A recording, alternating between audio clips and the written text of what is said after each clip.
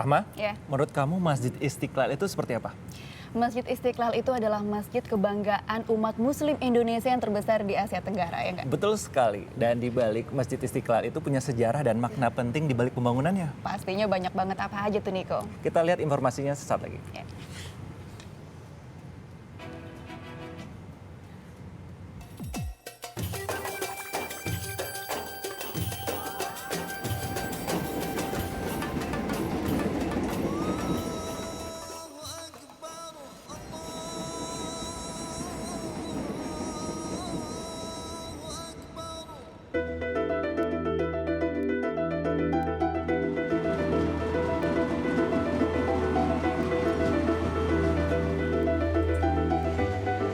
Tidak terasa 27 tahun usiaku sekarang. Oh iya, kenalkan aku Rizal, si anak kota yang terbiasa hidup mewah. Rasanya sudah lama aku lupa dengan agama dan Tuhanku. Selagi masih ada waktu, inilah saatnya aku mencari makna hidup melalui sebuah perjalanan. Bagiku, ini bukan hanya sekedar traveling. Inilah metamorfosa seorang Rizal menjadi Muslim yang sesungguhnya.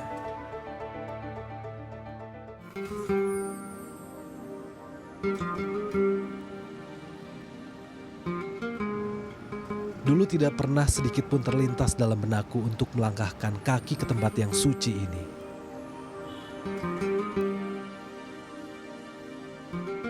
Istiqlal, sebuah simbol kemegahan umat Islam di Indonesia.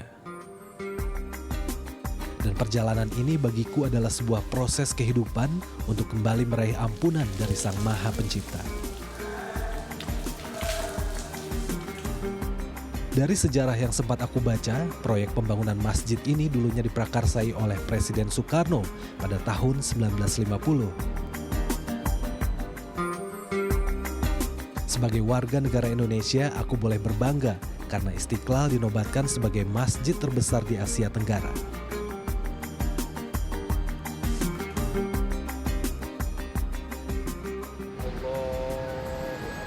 Subhanallah, rasanya hati ini tenang ketika berada di dalamnya.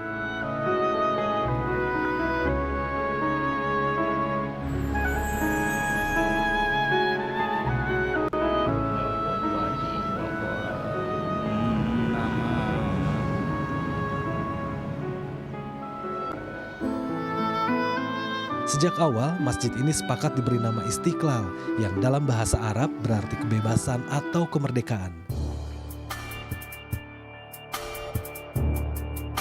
Istiqlal merupakan ungkapan rasa syukur bangsa Indonesia atas kemerdekaan yang diraih pada tahun 1945.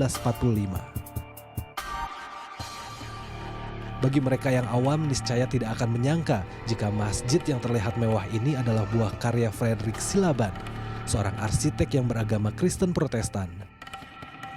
Beliaulah sang pemenang kompetisi sayembara maket Masjid Istiqlal yang diadakan pada tahun 1955. Jika sekarang aku menyaksikan kemegahan Istiqlal sebagai bukti kecintaan umat bangsa ini kepada Tuhannya, ternyata pembangunannya tidaklah semulus yang dibayangkan. Sejak direncanakan pada tahun 1950 sampai 1965, proyek masjid ini sempat tersendat karena situasi politik yang kurang kondusif. Kondisi ini memuncak pada tahun 1965 saat meletus peristiwa G30S PKI. Alhasil, proyek pembangunan masjid ini pun berhenti total. Sampai akhirnya, masjid yang menjadi identitas bangsa ini rampung pembangunannya pada tahun 1978. Prasasti yang ditandatangani oleh Presiden Indonesia saat itu Soeharto hingga kini masih menghiasi salah satu sudut pintu masuk Istiqlal.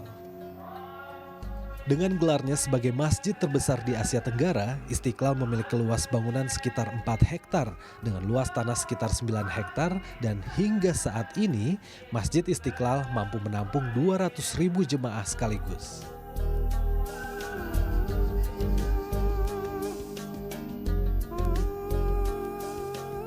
Perjalananku kali ini penuh warna dan syarat akan makna.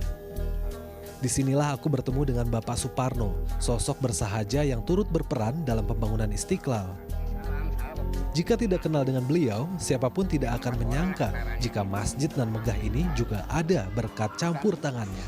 Habis sholat bengong, ya Allah, bisa nggak nikmatin bisa malam ini? Sampai kapan aja kami?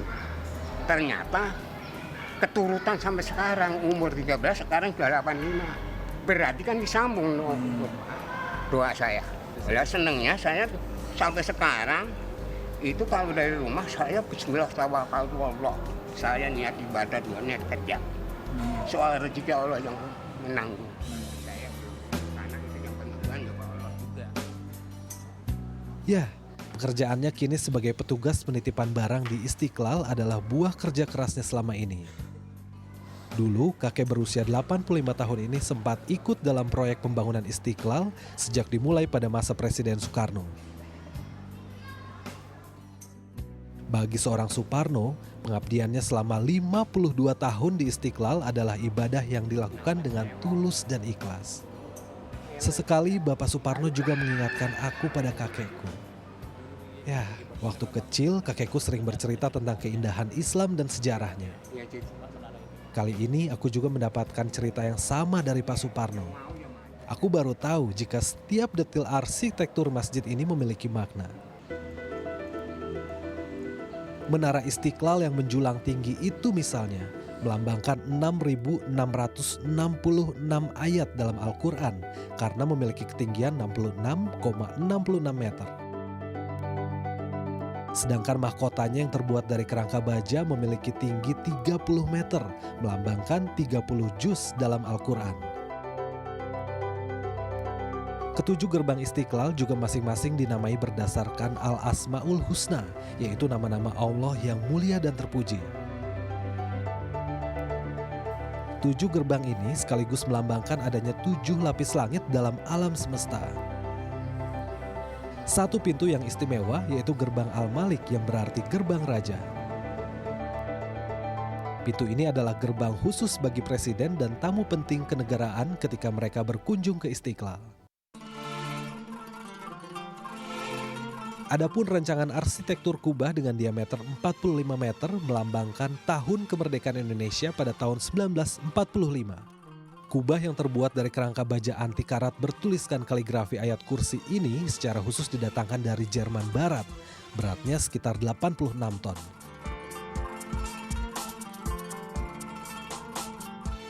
Kubah Istiqlal ditopang oleh 12 tiang di ruang ibadah utama. Tiang-tiang ini disusun melingkari tepi dasar kubah. 12 tiang ini melambangkan hari kelahiran Nabi Muhammad, yaitu tanggal 12 Rabiul Awal. Rancangan interior Masjid Istiqlal menekankan pada kesederhanaan dan minimalis dengan ornamen geometrik dari bahan baja anti karat. Tetapi proyek pembangunannya menelan biaya sangat besar yang diperoleh dari APBN, yaitu 7 miliar rupiah berikut tambahan 12 juta dolar Amerika. Selain kubah, bahan lain yang didatangkan dari luar negeri yaitu tehel keramik berwarna merah kecoklatan. Keramik-keramik ini dipesan khusus dari negeri kanguru Australia.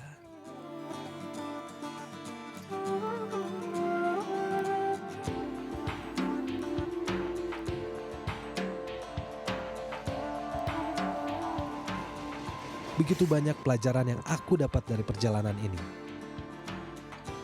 Pengetahuan, ketenangan batin, hingga makna hidup yang tersirat dalam setiap pertemuan. Kemanapun kaki ini melangkah, ruh ini akan selalu bertasbih untuk meraih kesempurnaan dalam iman dan Islam.